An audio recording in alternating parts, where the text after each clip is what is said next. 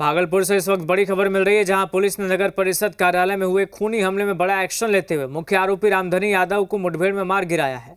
जानकारी के मुताबिक नगर सभापति राजकुमार उर्फ गुड्डू पर जानलेवा हमले के मुख्य सूत्रधार रामधनी यादव को पुलिस ने गिरफ्तार किया था। आज सुबह पुलिस की विशेष टीम आरोपी को हत्या में इस्तेमाल हथियारों की बरामदगी के लिए गुप्त स्थान पर लेकर गई। सुबह करीब 4 से 5 बजे के बीच जैसे ही टीम मौके पर पहुंची, पहले से घात लगाए अपराधियों ने पुलिस पर ताबड़तोड़ फायरिंग शुरू कर दी। इसी दौरान हिरासत में मौजूद रामधनी यादव ने भी भागने और पुलिस से हथियार छीनने की कोशिश की। हालात बिगड़ते देख पुलिस ने आत्मरक्षार्थ जवाबी फायरिंग की।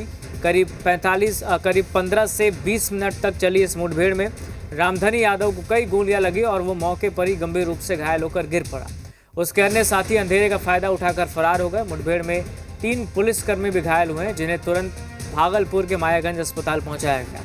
डॉक्टर्स ने जांच के बाद रामधनी यादव को मृत घोषित कर दिया, जबकि घायल जवानों का इलाज फिलहाल जारी है।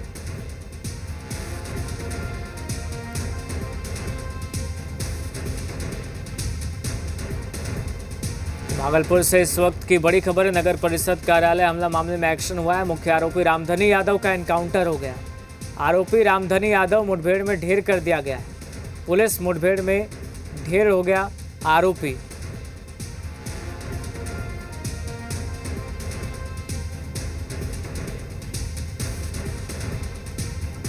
नगर परिषद कार्यालय पर हमला मामले में एक्शन हुआ है। मुख्य आरोपी रामधनी यादव का एनकाउंटर हो गया है। वहीं इस मुठभेड़ के दौरान जवान भी घायल हुए, जिनका इलाज जिस वक्त चल रहा है।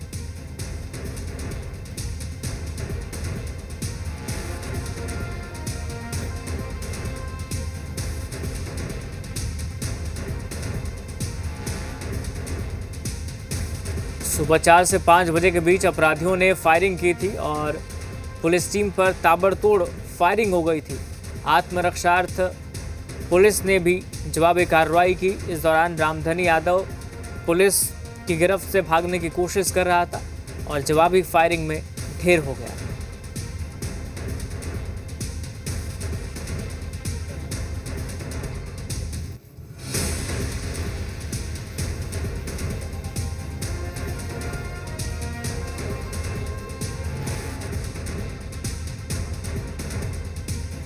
स्वयं और सीनियर पदाधिकारी भी घटनास्थल पर तुरंत पहुंच गए थे। हमारी एफएसएल की टीम पहुंच गई थी और हम लोगों ने 3 से 4 टीमों का गठन किया वहां पर तत्काल, और हमारी सभी टीम वहां पर छापामारी आरंभ कर दी।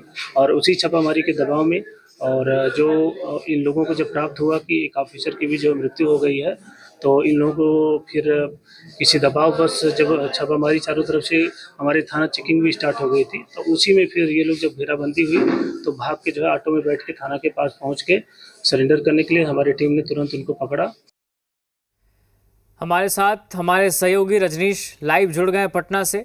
रजनीश, लगातार हाफ एनकाउंटर या फुल एनकाउंटर की खबरें आ रही जब से सम्राट सरकार बनी है। अभी जो ताजा मामला है, इसको लेकर क्या जानकारी मिली है? देखिए, पुलिस प्रशासन के लिए एक गंभीर चुनौती थी ये, और जिस तरीके की घटना हुई है, साथ ही साथ सरकार नहीं बनी है और सुशासन को लेकर जिस तरीके से नीतीश कुमार जाने जाते रहे थे, उस चुनौती जो है वो चुनौती, और विधि व्यवस्था को लेकर विपक्ष भी जिस तरीके से निशाना साध रहा था, मुख्यमंत्री सम्राट चौधरी के सामने भी ये चुनौती थी।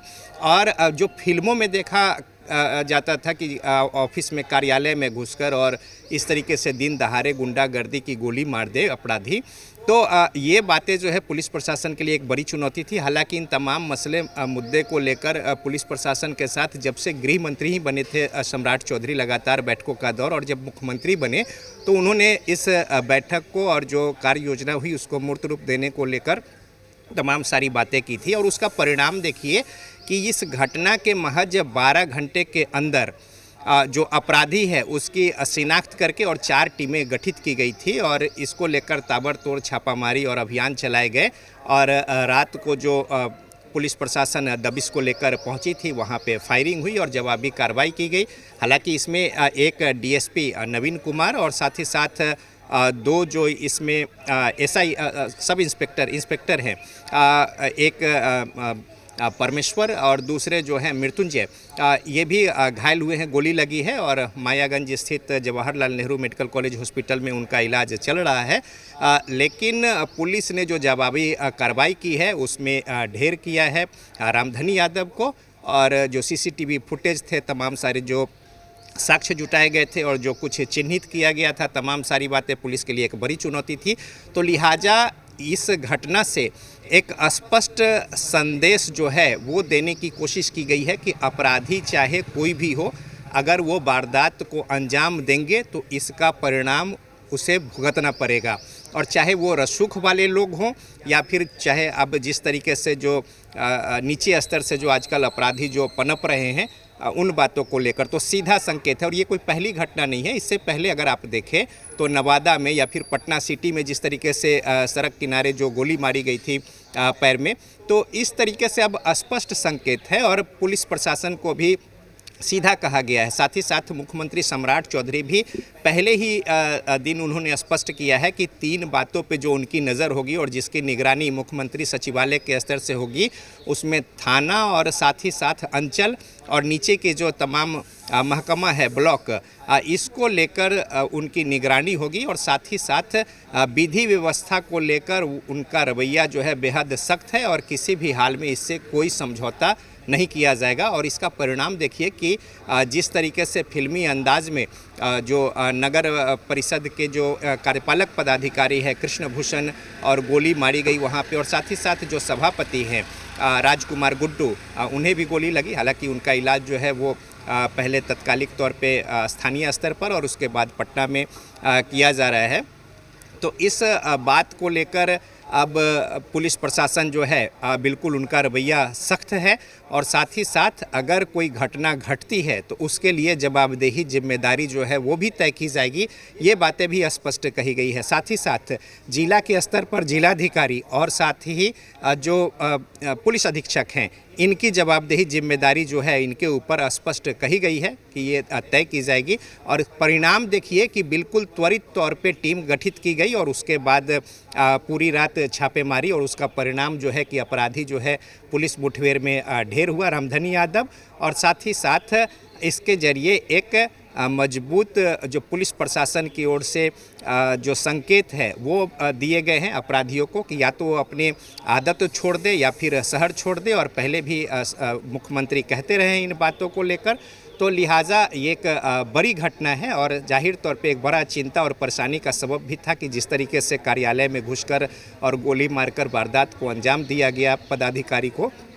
तो अब इस मसले पे पुलिस की ओर से जवाबी कार्रवाई करके और अपराधी को ढेर किया गया है। और इस तरीके के ये सिर्फ पहला मसला नहीं है, इसके अलावा दूसरे जगहों पर भी घटना चाहे छोटी हो या फिर बड़ी हो, कार्रवाई जो है उसमें कोई कोताही नहीं होगी और पुलिस त्वरित कार्रवाई करेगी। और साथ ही साथ इस तरीके से संकेत जो है सम्राट मॉडल कह ले आप इसको, कि पुलिस प्रशासन जो है किसी भी हाल में इस तरह की वारदात और घटना जो होगी इसको बिल्कुल सीधा मैसेज अपराधियों को है कि सुधर जाओ वरना खैर नहीं है। और फिलहाल जो घटना भागलपुर में हुई है, जो मुठभेड़ हुई, और बताया जा रहा है कि पुलिस टीम पर फायरिंग होने लगी, अंधाधुंध फायरिंग, तो बाकी जो अपराधी वहां मौजूद थे उनकी पहचान और गिरफ्तारी को लेकर पुलिस क्या कोशिश कर रही है? देखिए साथ में और भी लोग थे। और बता दें कि जो कहलगांव नगर पंचायत है उसके कार्यपालक पदाधिकारी थे कृष्ण भूषण, और अतिरिक्त प्रभार जो है वो सुल्तानपुर नगर परिषद के ईओ या एग्जीक्यूटिव अफसर यानी कार्यपालक पदाधिकारी का भी था उनका।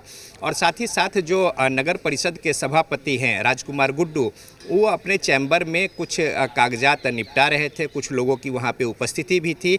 और इस बीच में झोले में आर्म्स लेकर पहुँचा अपराधी और साथ ही साथ फायरिंग होने लगी। और इसके बाद जो एग्जीक्यूटिव ऑफिसर हैं वो यहाँ पे आए बीच बचाव को लेकर, तो उन्हें गोली लगी और सिर में और सीने में राजकुमार गुड्डू को भी गोली लगी है। और साथ ही साथ जिस तरीके से फायरिंग हुई उसको लेकर जो कार्यपालक पदाधिकारी हैं उनकी मौत हो गई।